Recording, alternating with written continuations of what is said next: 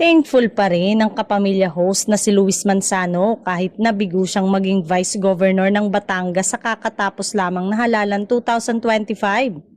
Sa kanyang official statement ay nagpasalamat siya sa mga kababayan niyang Batanggenyos at pakiramdam daw niya ay panalo pa rin siya dahil sa mga ito. Mga kababayan kong Batanggenyo, hindi man tayo pinalad sa resulta ng halalan, panalo pa rin ako dahil sa inyo, pahayag ni Luis.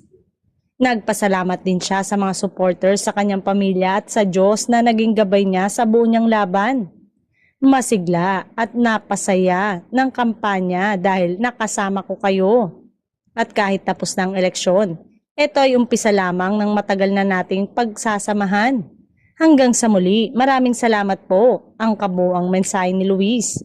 Kung natalo man ang TV host sa botohan, waging-wagi naman ang kanyang inang si Ate V bilang gobernador ng Batangas habang ang nakababata naman niyang kapatid na si Ryan Christian Recto ay nanalong kongresista sa 6th District ng Batangas. Abangers naman ang mga supporter niya sa kanyang pagbabalik sa showbiz sa ABS-CBN. Sana lang daw ay hindi mahirapan si Luis na makabalik sa pagiging host ng kapamilya lalo ngayon na may mga magagaling na batang host ang network.